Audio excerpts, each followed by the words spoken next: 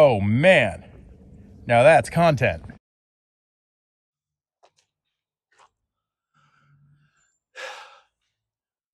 Bellingham is an amazing disc golf town. The community is fantastic. We have our own dedicated disc golf shop in Far From Par. And perhaps most importantly, we have a bunch of really great disc golf courses. We have Cornwall Park, which has been around for almost 30 years and is, I would say, the perfect beginner's course to introduce people to the sport, which obviously is super important. The issue is it is only 9 holes, it is very short, and it is oftentimes super crowded. Then we have Mossy Rock, which is like this local legend of a wooded course. And honestly, it lives up to the hype. Like, you need to play it if you haven't. The issue is it requires an annual membership to play. You have to get on an email list, and it's a bit of a drive out of the city. My car doesn't even make it up the driveway, honestly, but it is worth the trip. Then we have SPIE, which is like this tiny ace race course in Fairhaven. And it's a lot of fun, honestly. Just bring a couple putters, maybe a mid range, nothing's too far. And you can breeze through a couple rounds super fast. The issue there is, again, it's a 9-hole course and it is super tiny, not the most challenging. Then we have the Lake Patton Golf Course, which is honestly incredible. It is maintained beautifully because it is on an active ball golf course. It's very challenging, and I think the course design is very clever. Amazing track. The issue there is, of course, it is pay to play, and also disc golfers are only allowed to play after 2 p.m. on Sundays and Mondays. And even then, there's often times where there's a tournament or maintenance running, and we're not allowed to play even then. Also, sometimes the ball golfers are not the happiest to see us there and can be not so friendly or maybe even, dare I say, antagonistic. So, not very accessible to the masses. Then we are getting a new course. I believe that's confirmed near the Civic Stadium area. But again, it's a 9-hole course, which is great. I'm never going to look a gift horse in the mouth. But unfortunately, again, kind of sounds like it's going to be another shorter course. We also have a couple local private courses owned by people, Rink Ranch, Frost Creek, but again, private courses, and it's invite only. So again, not available to the masses. So then you might be saying, what's the problem? You have so many different courses to choose from and play. And I guess the catch would be, maybe you've noticed that none of those are an 18-hole public course. The entire city of Bellingham does not have one 18-hole public course. And I think that's crazy. Enter Bellis Fairways. It is a perfect intermediate 18-hole course that is free to play. It's a little bit harder than Cornwall. It's a lot easier than Mossy Rock and fits that sweet spot perfectly. This course has been around for a few years now. It gets better every year, and unfortunately, it is going away soon. They are starting to put in new tee pads to shorten the course, to make it smaller as they are doing construction and developing. The rumors are, I think it's a Chick-fil-A, a Dutch Bros, a bank, apartments. I'm not really sure, but what we do know is the course is going away so development can move in, which is sad. Not mad, because this was always the deal. The plan was always disc golfers get this for a few years to kind of beat in the land, and then the developers will come in after a while. But it's still sad. This course has grown on me a lot over the years, and I'm so sad to see it go, especially because I feel like it plays a pivotal part in the Bellingham disc golf scene. But today is not about sadness. Today is a celebration of Bellis Fairways, to celebrate what we had, what we currently have, and to showcase this disc golf course at its best. All that to say, I'm going to take you with me on a round through Bellis Fairways as sort of a time capsule, if you will, to immortalize the course at its finest. And that way, years from now, when the course is a smaller version of itself, a lesser version of itself, and even when the course is gone altogether, we can look back, watch this video, and be super sad that it's gone, I guess. So that's the plan. I'm going to take you with me, break down each hole as we go, and you're just going to play around at Bellis Fairways with me for maybe the last time. All right, hole 1, 212 feet, par 3. That does not play as an island. It looks like it does or should. There's one of the new tee pads. I think this whole section, this whole eastern side is what's going. So enjoy this hole while you can. My buddy Brody just aced this with a tomahawk the other day. Pretty sick.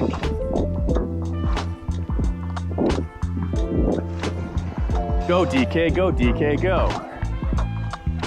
Yeah, sick. I've seen a lot of people like Isaac Strom throw a super tall backhand like turnover and just play around all these trees. Obviously not the simplest shot, but I love courses that have these like a lot of like shorter par threes with like random trees where there's clearly a line, but you can get super creative and you can make your own line. And then like Brody getting the tomahawk ace too. I love a hole that lets you get creative, and Bellis Fairways is kind of full of them. There's, well, we'll get to it later. There's maybe one hole that requires a very specific shot. Spoiler alert, I'm not a fan of it.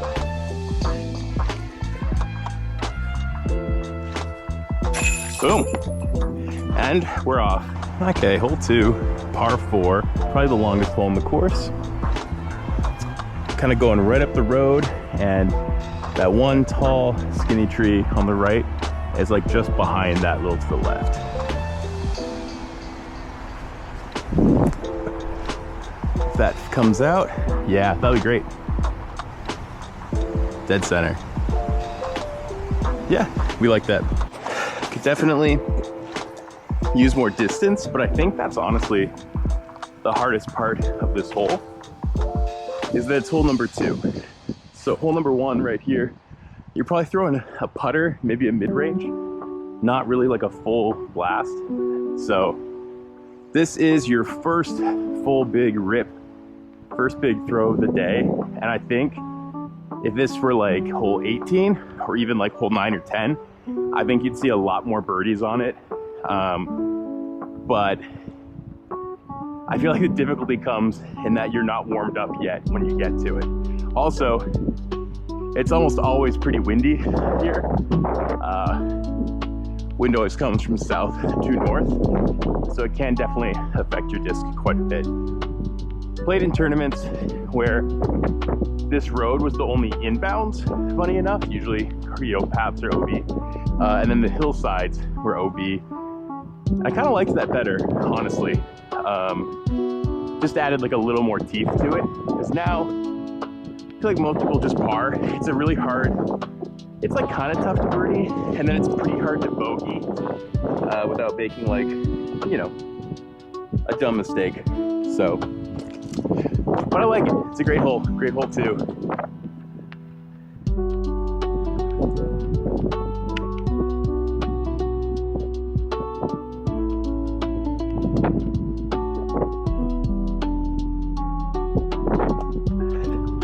If that stays up, oh, caught a little something at the end. If you have a great drive, I think the gravel here is sort of the indicator for good distance. And then just having an approach that's like awkwardly uphill kind of gives this hole some character too. So like, it's a pretty simple par 4 to start off year round, but it does have some character. Definitely don't want to land in the tall stuff. The green can get a little sketchy back here. Definitely don't want to go long. And it's just kind of pretty.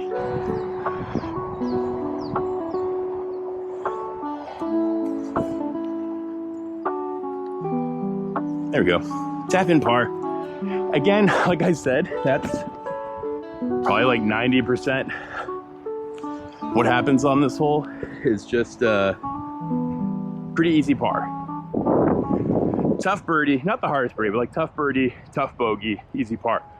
So not great for scoring separation, which again is why I kind of liked the hillsides being OB, because then you need precision as well as power. All right, hole 3. This one's one of my favorites. It's simple. Basket used to be in between these trees, pushed back against like a cliffside, which I liked. Because it made everything like a death putt, death approach, death drive, just lots of death. Kind of took the forehand out of the play a little bit, It's basically just a tunnel shot unless there's always like a big right to left wind. So sometimes it's fun, just hang something up high on angle and try to let the wind just push it. We're gonna give it a shot here.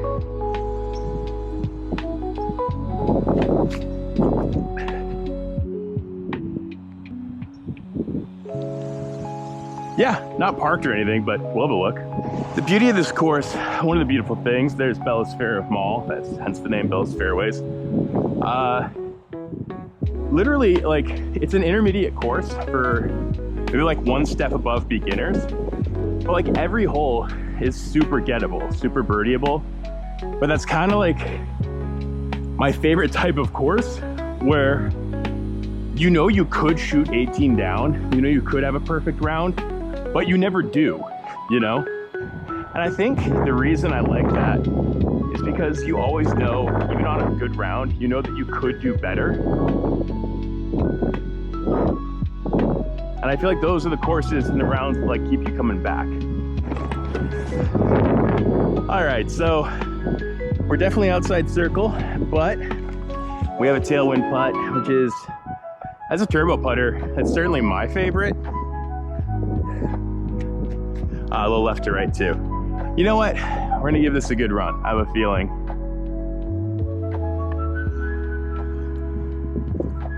Or not at all, but hey, there you go. That's hole 3.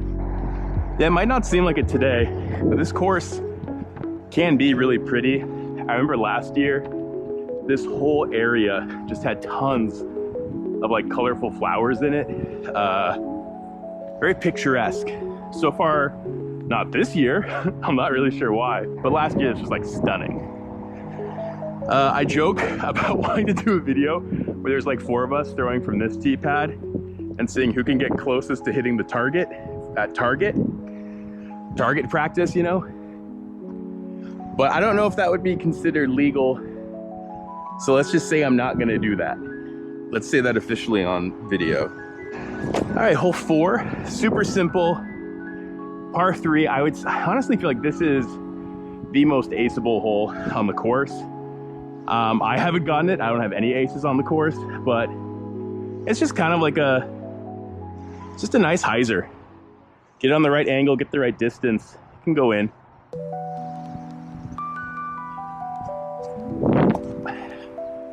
I mean that, oh, I know it's hyzering, yeah. Yeah, not an ace round, but that should be a good putt. I still don't have any aces out here, which is one of the reasons I really want to play this course before they start changing it, and especially before they get rid of it. I retire all of my ace discs too, so I would love to have something on my wall that kind of like represents this course, because I am really super sad to lose it. I'm not sure when that's gonna happen. The reason I wanted to do this video is because they've started putting in newer tee pads for some of the first run of holes that they're getting rid of. So it felt kind of like, you know, you might, I don't know when those are being put in or used, but danger signs, you know, makes you want to play the holes while you can, you know?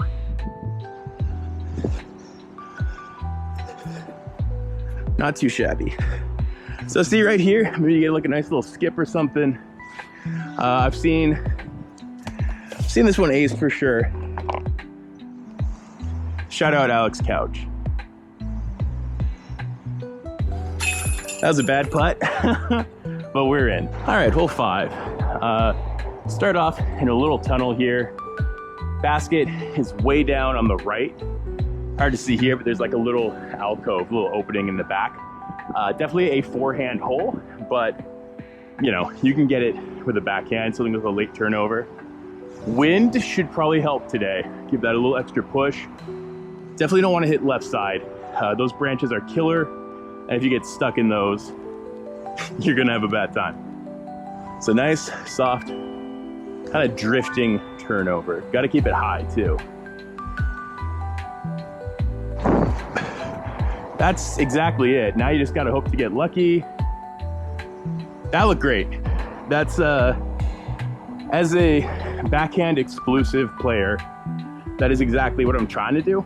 And so as you can see, walking up here from the side profile, it's easier to see how anything on this left side is just death.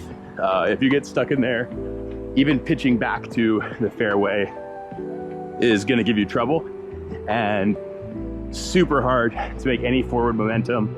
And God forbid you actually get through this stuff. This is a super steep downhill. Not what you want. Something I really like doing at courses is trying to track down every birdie. And this was the very last hole I needed when this course first came out. This was the 18th one to get birdied for me. It took a while. But again, not a forehand guy. So like a super late turnover left to right shot is probably the hardest shot in the, not in the bag, hardest shot in the game for me.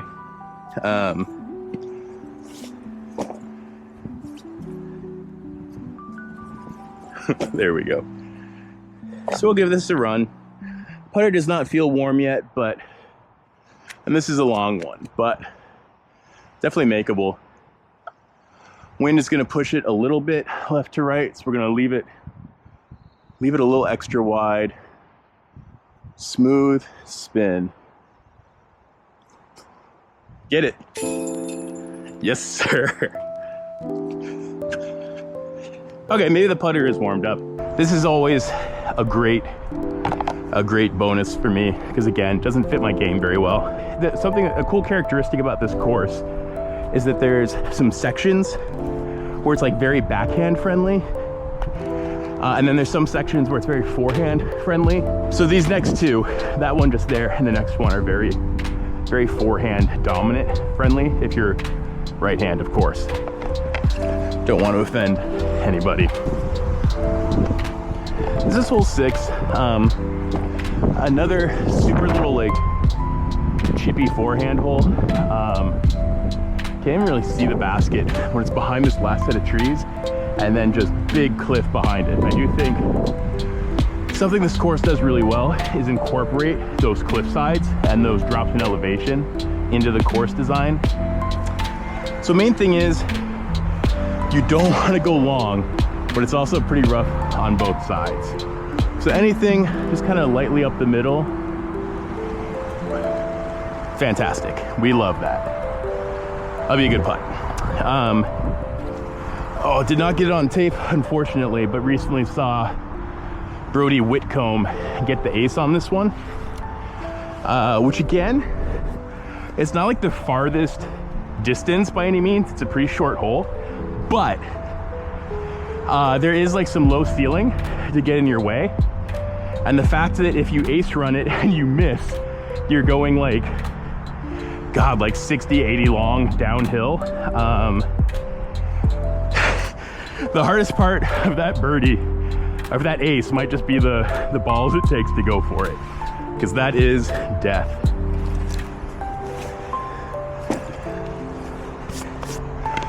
All right, can we make 2 good putts and steal 2 forehand birdies back to back?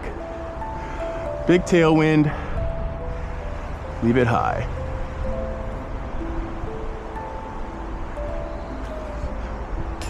Oh,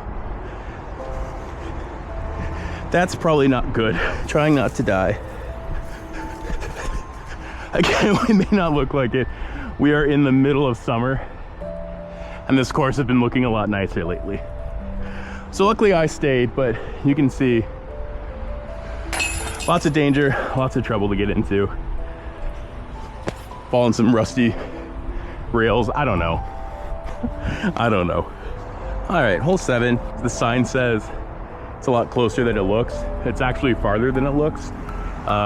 This first little hill that it looks like it's on is a false hill, and it's probably like if you land right at that hill, you're probably outside circle. So it's not a far shot, but it's longer than it looks. I'm gonna go with a pretty flippy beat-in buzz.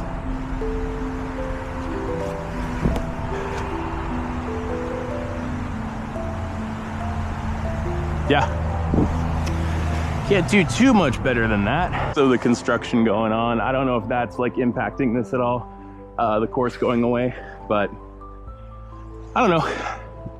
Areas on the rise, I guess. They have these little like gardens and stuff over here in the corner. Not really sure. Looks like they're taking donations and stuff. Pretty cute. Again, like just, I know it's not a nice day, but this property is so beautiful in the right light. And it gets better like every season, every summer that this course is here. Yeah, that's kind of why I wanted to make this video. I'm just so sad that this course is going away. And it's gonna change first. Like, it's not gonna just be one day it's gone.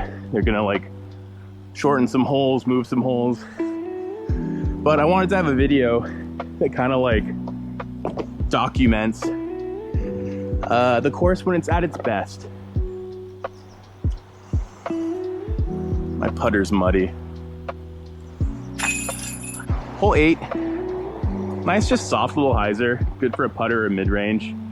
Favorite part about this hole is the part you never use, which is this left side gap. I love that it even has like the beat-in walkway or anything. Don't worry about that. Don't let it sucker you in like it does me all the time. You could flex something overstable through it, but it's such an unnecessarily hard gap to hit when you have this wide open.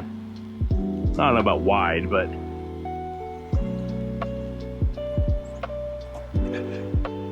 yeah. Oh, nice little hit too. That's parked. These like low dirt areas. Again, they're kind of wet today. It rained in mid-July, but a lot of these holes are actually perfect for the Baobab flick roller. Like this just lines up perfect as long as, you know, there's not a ton of sticks in the way or anything, but I've birdied a lot of holes out here, just going flick roller off the tee. And that's what I love about these courses. You know, there's obviously a line to hit, but they let you get so creative. There's so many different ways to get your bird, to throw the ace. And that's what I love. I love when you have like a card of 4 and everybody throws something a little bit different. That's good disc golf. Anyone excited about the new Donkey Kong coming out? I might be. All right, feels like there's a lot of wind, a lot of headwind, so sorry about that if that's making the audio terrible. Those leaves are making me look like a liar. No, it's headwind. Pretty easy par 4, unless you get like the best designed par 4, where it's just super easy birdie unless you get greedy and go for the eagle. And then if you land too far right, too far left, you're like super choked off. So there's a play, but going hyzer just up the right side. I'm gonna go try to throw something down the middle here. Flip with the headwind? No. So that's where I always end up and I hate it. It's so annoying. I still have no aces out here and no eagles. There's like 3 par 4s. Honestly, all the par 4s are very eagleable. And yet, I still don't have any. This one is definitely like within my distance range, but you have to throw max distance and pure that gap at like the very end. And you have to hit this gap first. So you have to hit 2 somewhat narrow gaps, sort of at the end of your like super power drive. Like a lot of the time, if you're just playing for birdie, nice buzz, comet, mid-range, put yourself like right here. And you just have like a nice like 200-foot hyzer, throw a putter. It's a little stability at the end. Super easy birdie. Like I said, only time you miss it is if you're getting greedy, which I was, and do almost every time. So we are looking for trail. There it is. For how like green and lush and overgrown this course looks, it's also like pretty hard to lose your discs if you're staying like even somewhat close to the fairway. It happens, but it's not that bad. So there's our basket. Not a ton of lines. I don't really see anything viable.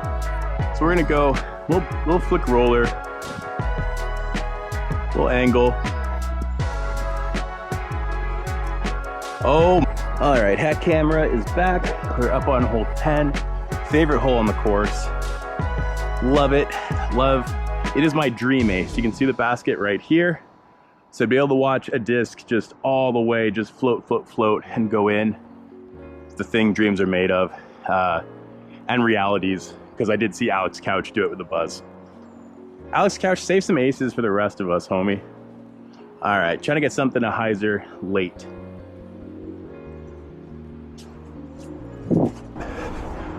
Or kind of early. That's pushing though. Yeah, it's not a birdie, but that's all right. As far as scores out here, a lot of it depends on the day. So it is pretty gross out right now. Very windy, very wet and rainy.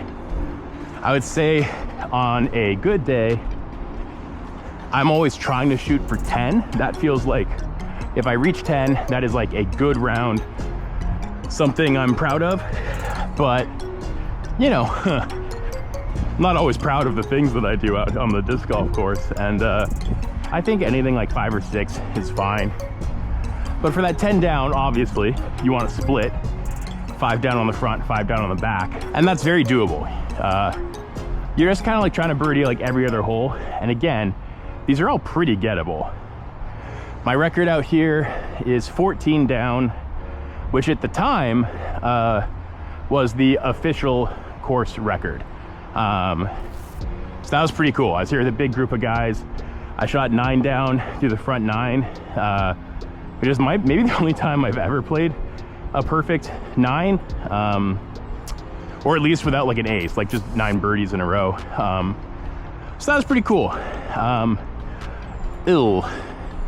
What is not cool is this drive. I'm out here trying to tell you how great this course is, and I'm getting mobbed by mosquitoes. Yeah, this is not ideal. This is mostly just a layup. Unless it's a layup.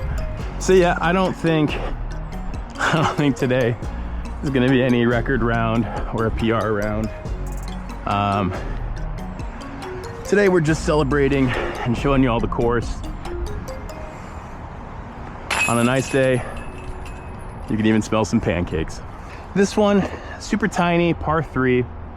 Basically just need to get something down and hyzer. As you can see, low ceiling. This feels like a near impossible ace, but I did see Tim Sweeney bounce off the top, which proves it's doable and you can get the height. I'm throwing pretty overstable. So I'm gonna go with a zone, pretty overstable one, PlayStation themed zone. We're gonna try to angle it on anhyzer, let it pan out, then fade towards the basket. Ideally in front of those spider trees, but sometimes you get lucky and go right through them. Oh baby. And sometimes you get unlucky and they mess up a perfect shot. This is another example of, like I was saying, the perfect baobab flick roller hole. Like, look at this, just a beautiful flat runway all the way to the pin. Love it, love to see it. These mosquitoes, man. They also have a nice net here, which you might think is to protect you from discs going on that fairway, but it's actually so that if you hit the net, you have a wall and no chance of saving birdie or likely par. Unless you have the baobab flick roller, of course. All right, let's make another good putt. Surely that wasn't a bad omen.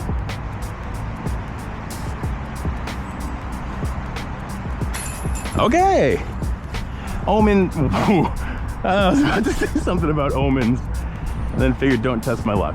I'll just say I'm very happy with that putt. Okay, so we're about to enter a very scary part of the course, a part I like to call forehand alley. So the next few holes very much favor the forehand, but on a hole like this, par 4, basket way up to the right past this corner, like a backhand is still a very viable option. Forehand definitely gives you an advantage, but it's not like a necessity.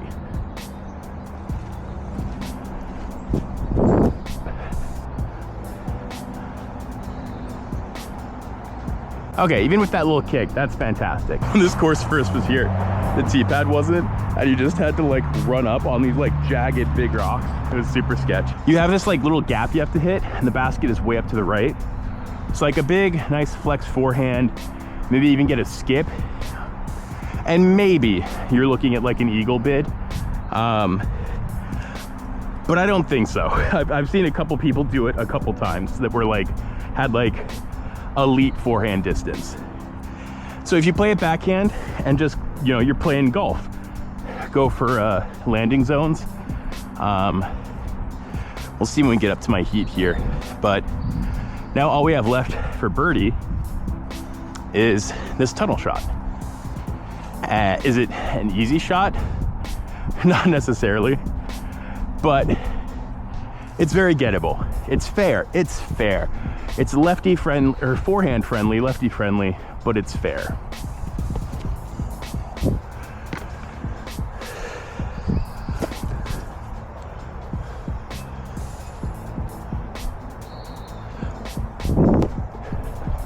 Pick a side, that's all I ask.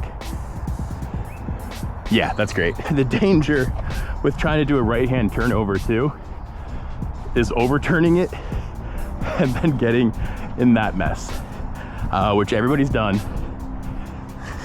But as you can see, it is not good in there.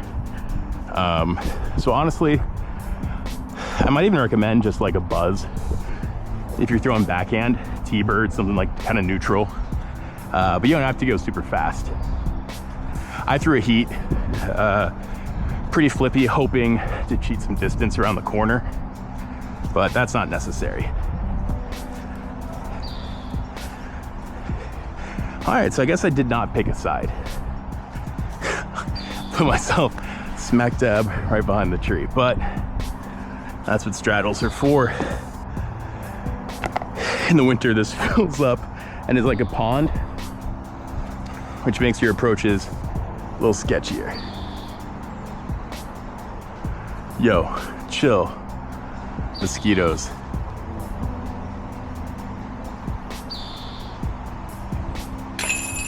Beauty. So, anytime I can sneak a birdie in forehand alley, it kind of feels like an eagle to me. Definitely feels like I'm stealing one. Okay. And then we get to hole 13. 5 gaps off the tee, infinite possible lanes to the pin. Not really. You're throwing a chop forehand to get you down by the trees, or you're trying to throw a very precise backhand turnover through these trees, small gap. And then you got to go wide, wide, wide, wide, because down on the left is danger, death, and in the winter, a lake. I don't need to get into it. I've had some pretty heated discussions about this hole, but I think it's terrible design. I don't think it's a fair hole like we talked about the last one. Try to lace this gap.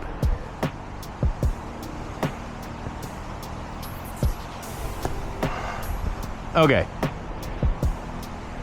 And tree. Honestly, was that a good result?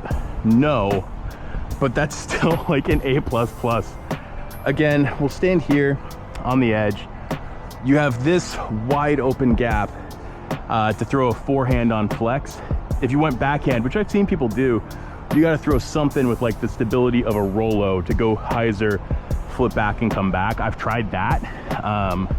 Or like, look here, you have a gap that's like 1/3 the size to try to throw an anhyzer, like a disc on flex through.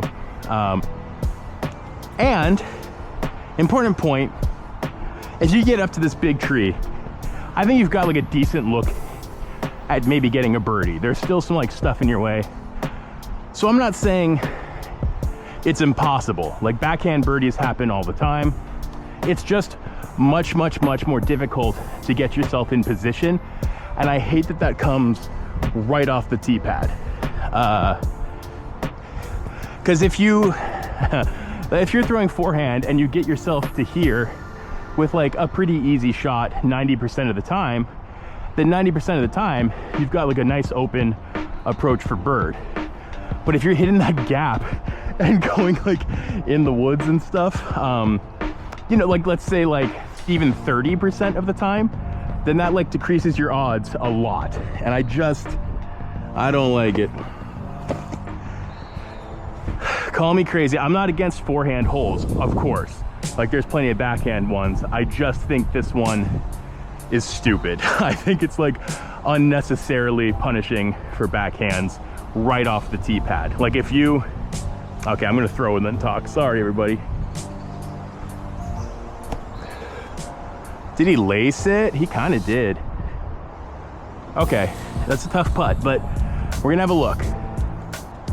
And so that's kind of what I mean. Like to get the birdie with backhand, you need a good drive. I'm gonna say a great drive. You need to get a great gap hit. And then like, look at all this stuff. You kind of have to throw a great approach. Like it doesn't look like that many trees, but it's basically like a tunnel for like 250 feet. You just got to pure and then hyzer at the end. And then when you get down there, the basket, which I kind of love, is surrounded by trees. Usually you can straddle, but it's just, I know this gets people heated, but if you're playing forehand, I feel like this is like a very soft birdie. And if you're playing backhand, like you gotta hit, you gotta like I might make this, and that's 3 pretty good shots in a row. Yeah. I'm sorry if I'm making people mad. I feel like the potential is there. It's like, if you just fix that gap, the tee shot a little bit, I think it's a great hole.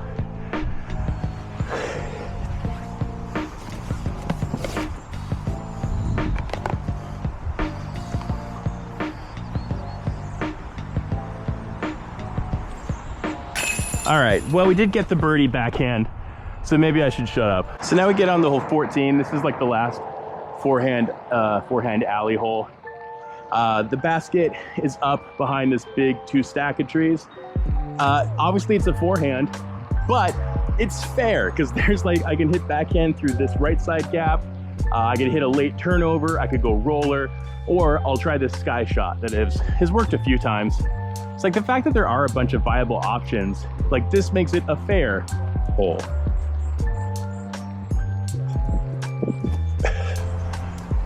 Oh, that's so good. Wonderful. This is the difference. As you look at this hole, it is clearly a forehand hole. But if you're backhand dominant, there's still like a bunch of very viable ways to get the bird. It's just harder. And with that previous hole, I guess it's the same. Like forehand is much easier, backhand is much harder, but I think it's unfairly harder. I'm worried people are gonna hate me after this. I'm not saying there shouldn't be forehand holes. I'm just saying that one is egregious on a course that is like for amateurs. It is out of place on this course. It is bad hole design for this course. So yeah, the course starts out in this open area, and then for the last little bit we've been in the woods, and then we come out here and pop back out into the open area. I was heated, so I didn't say what I was doing, but Halo Boss, super overstable, on a roller angle, get around this tree, fade back. So we're actually a little bit long, but we're gonna have a nice tailwind putt, which is great for the turbo. That's exactly what we want. And again, as like a backhand exclusive player, flip plays, you know, being in circle, couldn't really ask for more on something like this.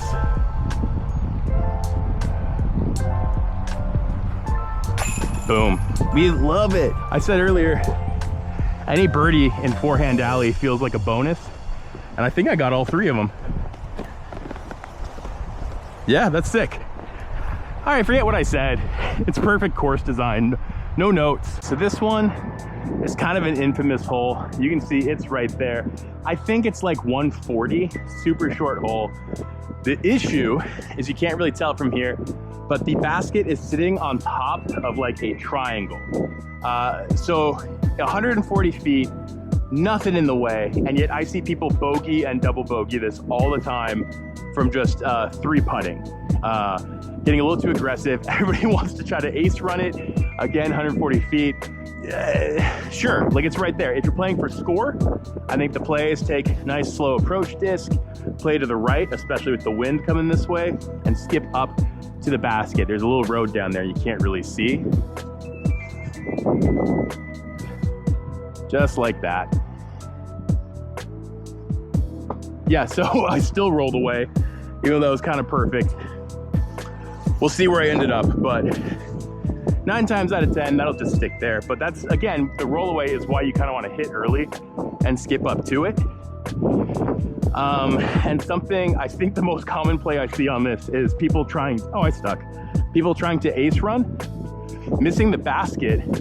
But again, you're up on a hill and it goes down even further on the other side. So if you miss, like good chance you're going like 40, 50 long with a very windy uphill comebacker. And if you do that, a good chance to roll away. So this one's little, but it is deadly. This is again, one of the last 4 holes. This one has really changed some outcomes. This one has implications.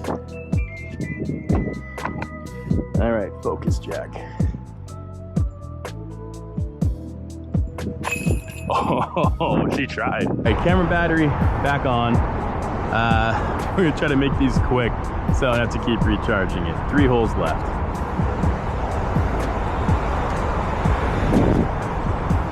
Oh, that could be good. Yes! Attaboy. Let me try not to die walking down this hill. Definitely not the hardest shot in the world, but with like real heavy right to left wind, and not even like, it's like right to left and headwind. It's just a tough wind to play. So that worked out great. Nice and low, a lot of hyzer, and I think the best way to play this is to hit this little hill, skip and slide up to the basket, is that it makes such great use of its elevation. That's that really short one.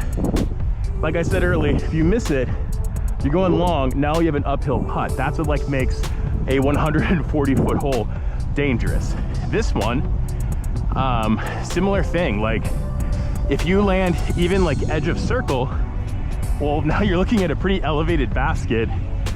And if you miss, you might have your exact same putt coming back. So this is one, it's a great, this course finishes so well. And this is a great hole 16. Lots of score separation, especially when what makes the score separation is nerves. None of that here today though. Hole 17, right by the road. Get a lot of yahoos trying to razz you sometimes.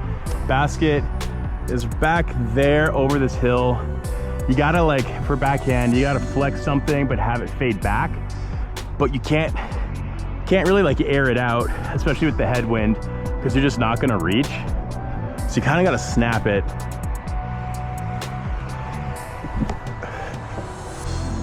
That's so bad. That's not what you wanna do. That was a shank. So a lot of people go through this little gap here. There's something like a putter, just neutral. And I think that makes the second half of the hole a lot easier. Like if you hit the gap, you're going on a pretty good angle. But I think for me, I'd rather throw something in this wide open space and make sure I at least get all of this distance. Because even wherever I ended up, should at least be open where like maybe you get a long look for birdie. There's the basket. Okay, where did you go, zone? This is not good. Oh, here it is. And this is not good. So yeah, terrible shot, terrible drive, but basket's right there. So in theory, should be able to just pop one of these close and take my par. Yeah, that'll get me there. This is definitely like a nice S-curve flex hole. And you'd want your disc to be coming in on Anheuser here, get stable here, back towards the basket. Definitely aceable with the right line and the right power. But it's tricky, and again, especially with like a pretty rip-roaring headwind. Last time I was here, I tried to forehand, which I cannot do, as you've heard. Ended up back there, and my friend IN showed me this little hole, and I had, that's weird phrasing, I had to throw my putter through that like tiny little mail slot gap, and actually went pretty well. And we will take a par.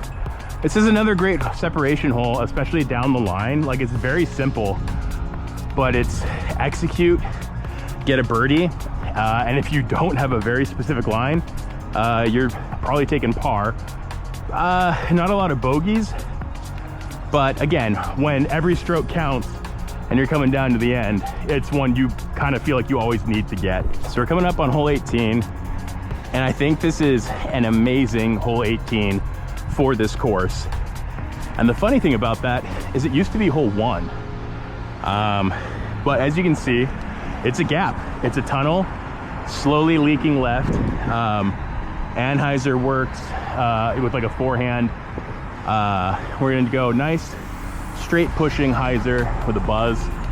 You can get with a putter. Basket's right there. It's just a tunnel to the left. Mando, obviously.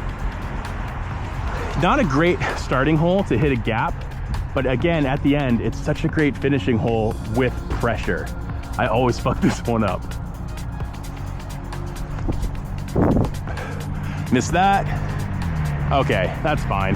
But as you can see, when it's coming down the stretch and you're like tied, or you need one, that gap shrinks to about half the size, and it's so hard to hit, which I think makes it a great hole 18. Because when it comes down, even if you're like 2 strokes back, like this one, you hit any of these early and go off into shit, it's very bogeyable.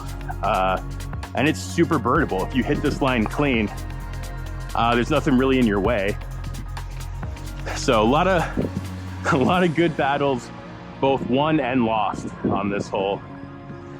Man, it's getting windier the longer I stay here. At least I stayed in the open. That's an easy pitch up.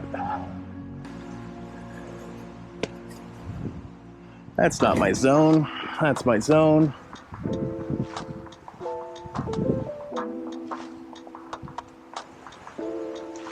Yeah. So again, this is probably one of the holes that's gonna go. I think it's this whole eastern side of the course. Yeah, and I just wanted to have this on video so I can go back someday. I remember the course the way it was in its prime, but also just remember it at all. Like someday, and I'm not trying to blame anybody. Again, I'm not like mad at anybody. It's just the way it is sometimes, but like this beautiful course is just gonna be like more apartments or banks or, yeah, stuff that it seems nobody needs. All right, that was actually a pretty good round, sneakily. I think I got to 11. And again, when 10 is the goal, that's a great round. But like I said, sneaky. It doesn't feel like I was playing crazy good or anything. You just gotta keep putting them away one by one, get some birdies, and don't bogey, obviously. But you just keep chill. get the birdies when you can. All of a sudden, double digits. No kings. Please don't graffiti our disc golf course. Let's at least keep it nice while we have it. So that's Bellis Fairways. Thanks for coming along with me. I hope if you're a local that this serves as like a time capsule for us all to look back on and remember this course fondly. If you're from out of the area, maybe this serves as like a motivator to get here and play the course before it's gone. If you haven't had the chance lately, get out here, play some rounds while we still have it. I don't know what the ETA is on when it's going away for good. And again, we always knew this was going to be the case. We're not mad at anybody. We're just sad to see it go. Keep playing disc golf, keep introducing new people. Let's grow the sport. Let's build a bigger, better community so that we get some more rad disc golf courses in Bellingham, because I think we can all agree we need them. I'm Jack Stewart, Jack Attacks Discs. Thanks for watching. I'll see you on the next one.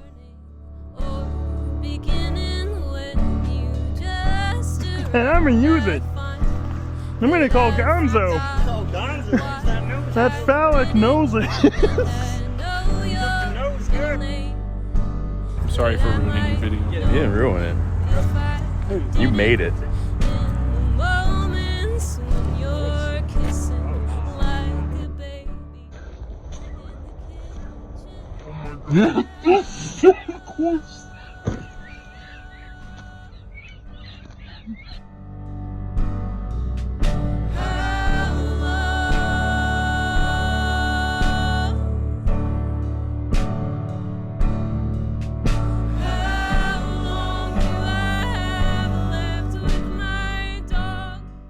Sure. I mean, if you ace it, we'll make it a top 10. Perfect. I could easily swap out that 8-5 for this zone. Well, definitely not the top 10. Okay, whenever you're ready. The hat! The source of his power! Is it too much to ask? Is it too much to ask? Is it too much? And if nothing else, I will leave you with this peaceful message. Give us an 18-hole course, Bellingham, or Aaron Young gets it. No, for real, build more courses. I am so serious.